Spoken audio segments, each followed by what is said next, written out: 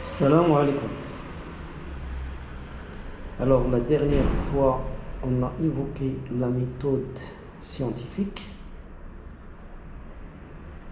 qui se compose d'un certain nombre d'éléments. Maintenant, on va se focaliser sur la première composante, à savoir s'approprier. Alors s'approprier en science, ça va dans le sens de compréhension d'un objet ou d'un phénomène. Alors ici, on avance par poser une question. Qui dit question dit un manque de connaissances à combler. Et donc, il faut tout d'abord essayer de reformuler la question posée avec ses propres mots. Je vous donne ici un exemple, l'exemple du grec Aristote, quand il a avancé que les objets lourds tombent plus rapidement que les objets légers.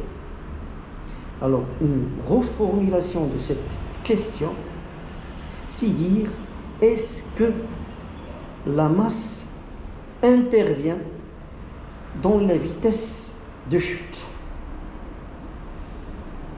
Alors, bien entendu, ici, il faut mobiliser un certain nombre de connaissances possibles et antérieures. Et qui dit connaissance, c'est en fait essayer de faire une recherche d'un certain, si on peut dire, écologiste. Parce que la vision d'un écologiste à une forêt diffère de celle d'un promeneur. Et cette recherche va certainement mener à un certain nombre de détails, d'informations qu'il faut sélectionner. Donc sélectionner bien sûr l'info utile et faire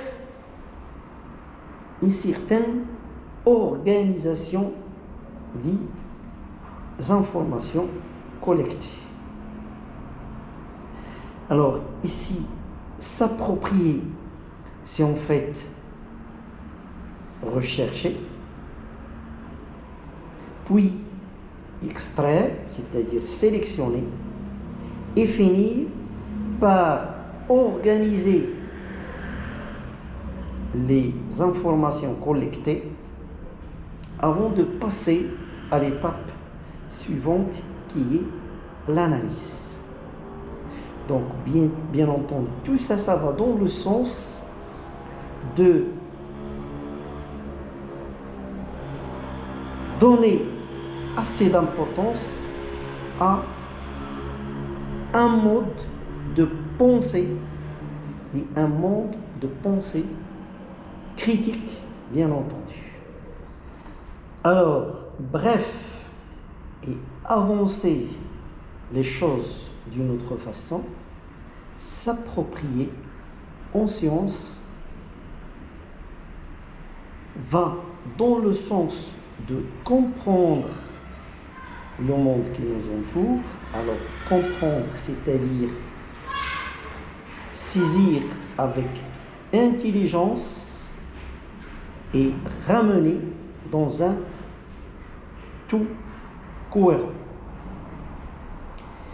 Donc, s'approprier, ça va passer par, premièrement, reformuler la question. Et donc, il y a ici dedans toute une enquête, une recherche proprement dite. Et il faut noter ici une chose, c'est que la réputation, par exemple, d'Einstein réside dans le fait qu'il s'est intéressé beaucoup au monde de questions au lieu du monde de réponses. Donc, il s'est intéressé au questionnement, c'est-à-dire essayer à chercher la bonne question. Deuxièmement, c'est faire un schéma explicatif montrant la sélection des informations collectées, leur organisation, l'itinéraire à suivre pour répondre efficacement pour répondre correctement à cette question. Et troisièmement, c'est relier la situation du problème, la question posée, avec des connaissances possibles antérieures. Et connaissances, il faut que ça intéresse, ça impacte le sujet.